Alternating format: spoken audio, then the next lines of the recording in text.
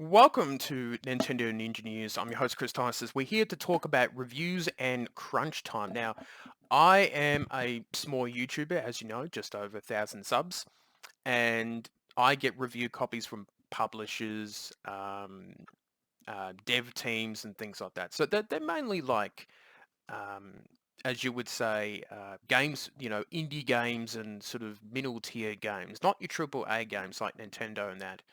And one of the main issues about reviewing games is the crunch time. Now, some games you get a week before the release date. Some games they only give it to you a couple days before release date. So your main aim is to try to get the review out like bang on midnight on YouTube or on your website. So, first in, best dressed. So you get the most views and all that sort of stuff. Now, the problem with reviews um, is even the professionals um, don't have enough time for some reviews. So if I get a 30-hour game and I've got 4 days to do it and to review the game on time, um, I'm not going to have enough time to get it out on release date. Now, I think the best example was a couple years ago when I lost, when I lost my job and all that sort of thing. And I was reviewing Xenoblade Chronicles 2. And on top of that, I was reviewing Pokemon Ultra Sun and Ultra Moon. And those two games absolutely broke me because, of course, Nintendo doesn't send me review codes and stuff like that. Um, they say they normally run out of review copies and stuff like that. But I think the truth is my channel is just too small and I'm just not that important enough. So I feel like there's not really much of an honesty there from Nintendo Australia in that terms. I've asked a number of times, 4, 5, 6 times, and the same answer comes back. So on release day, I got those games on those respected release days. And the problem is Xenoblade is about 80 hours to 100 hours. Pokemon is about 30 hours. So I'm trying to get through like 130 hours of gaming as fast as I can to get the reviews out. Now, I did review those games. Did I complete those games? I completed one, and you probably know which one it is, and that's Pokemon Ultra Sun and Ultra Moon. Xenoblade, I think after 70 hours, I threw the towel in and got the shits with it. I actually sold the copy of the game, and I just rushed through the video review of it, and you can tell in the video I was pissed. I was pissed about the whole game. Um, I didn't like it as much as Chronicles X, where in Chronicles 2 everything sort of gated off.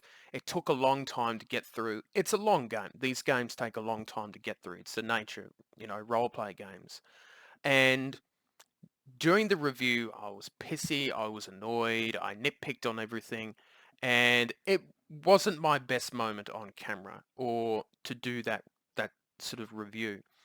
Ultra Sun and Ultra Moon annoyed me because I know the Pokemon fans may be upset. Actually, some of them might actually agree with me. So, I mean, that they generally dislike Game Freak at the moment at times.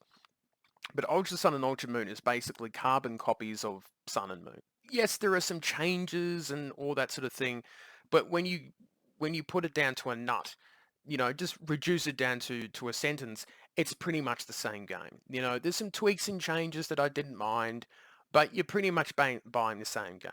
And for it to come out just a year after Sun and Moon, I felt like was, it's sort of like the Game of the Year edition, something like that.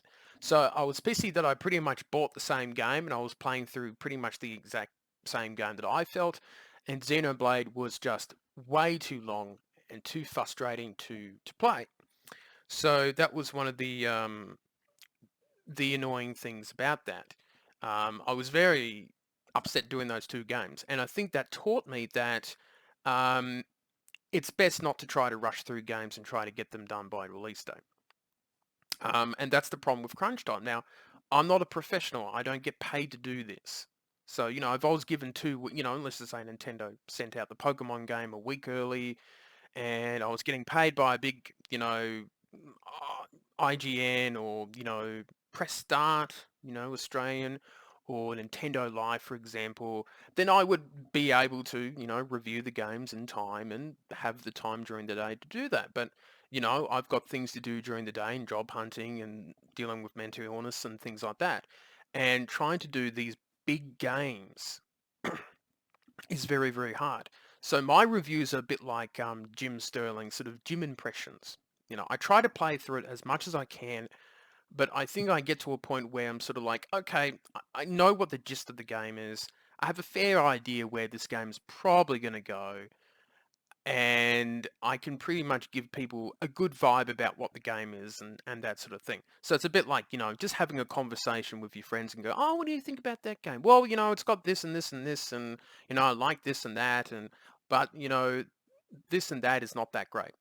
So it's um, sort of giving you a good gist of what the game is. And normally in my reviews I say, oh, if you have any questions, ask in the comments, and people may ask a question or two and that sort of thing. Generally my reviews have been received pretty well, the likes and dislikes and things like that. So it's not too bad. Ooh, we'll just turn that down. There we go, little camera gone down. But that is the hardest part, is the crunch time, because I don't get paid for this sort of thing. It makes it very, very tough. And there are some games they give to you on release day.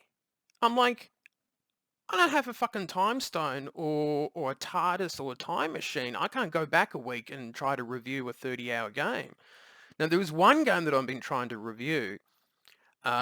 Which one was it? I've got it on my list here. It was by Game Freak. Oddly enough, Game Freak, that's probably technically the biggest game that I've gotten in terms of a review copy. And it was Little Town Planet or something, wasn't it? I've actually forgotten the title. That's how rememberable that game is.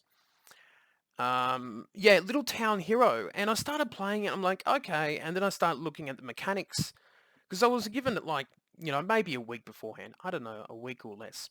And I started looking at the mechanics of it. I'm like, oh shit, this looks really difficult. This looks like this is something that I can't, do 5, 6 hours of and get an idea. It looks like I might have to play through the little fucker for like 30 hours. So I've just kind of put it on the back burner, and I'm just sort of, it's like doing your dishes or doing a tax return. I just sort of look at it and I go, I really don't want to review it. I know I have to. I was given a review copy.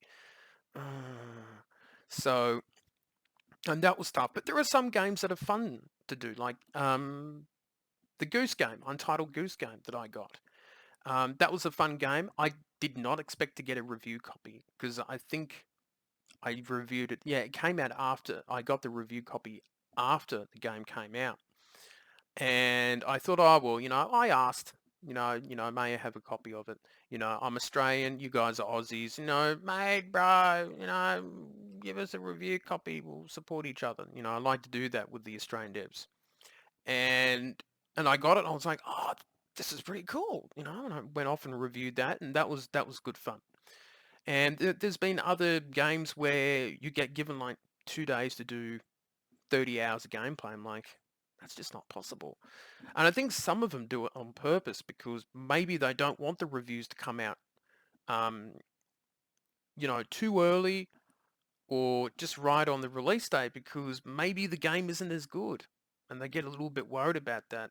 So I think really, if it's a small game, I think you should be given a week or less. If it's a massive game, if it's like a Xenoblade Chronicles, so it's a game where you're going to be pumping in about 80, 100 hours plus, I think they've got to give you at least 2 weeks. I think that's fair, but I know that sometimes that's not possible. You know, I don't know the whole ins and outs of the video game industry, so that may be, issues with Sony and Nintendo and Microsoft, where they're like, oh, we're not giving you review copies that early, or, review key codes, as they call it. Multiple different names that people say. But I think 2 weeks, if it's a big game or not. And the crunch time is tough. Like, I don't mind doing reviews, but that is one of the big issues that face not just the professionals, but the little guy like me, who where I think most of my reviews are indie games. Oddly enough, the least accessible ones are the actual Nintendo ones, because normally I end up reviewing them too late because I don't get the review copies. And number two, every man, woman, dog, and even my cat is probably reviewed Nintendo games. So, Nintendo Life and IGA, they get all their review copies and they push them all out, and every YouTube channel will review the next Mario game or the next Zelda. But if you're a little indie dev studio that's releasing a Switch game, sometimes you might be lucky, sometimes places like, you know, the the review websites like Nintendo Life or Press Start and that, they might just not have any time for your game to review, or they might just not really care. They might look at it and go, this is not going to give us as many views as the next Legend of Zelda, or the new Monster Hunter game or something like that. So that makes it an interesting thing. So the gist of it is, I've yapped on a long time, but the gist of it is probably because this is a bit of a whingy subject for me. But the gist of it is, reviewing games is hard. Crunch time is very hard. It is a difficult thing. And I don't know if there's really going to be any solution to it because it's an issue that I can't really solve by myself. It's up to multiple different powers of be to make it work. So, but I will try my best. I will keep getting review copies and that. And funny enough, I rarely got any for the Wii U, which, can I just point out that out? Yep, the Wii U. I rarely got review copies, but since, just trying to get my finger on it. Nope. There we go. That's one. But when the Switch came out, I started getting a lot of review copies and that. So I'm very grateful to those who have given me that opportunity to review their games. And um, most of the review scores have probably turned out okay for them. There's been a couple of reviews here and there where I've just gone, I might have to give this a bit of a slam, um, and that sort of thing.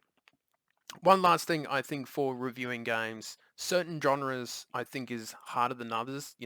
Racing games and fighting games and platformers are probably up my alley, but things like puzzle games really trip me up. I noticed that a lot of indie studios seem to always do puzzle games, and some puzzle games are really, really cool and great.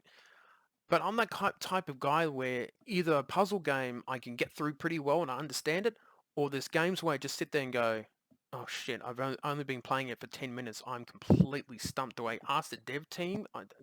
I can't go on YouTube and look up a playthrough to work it out.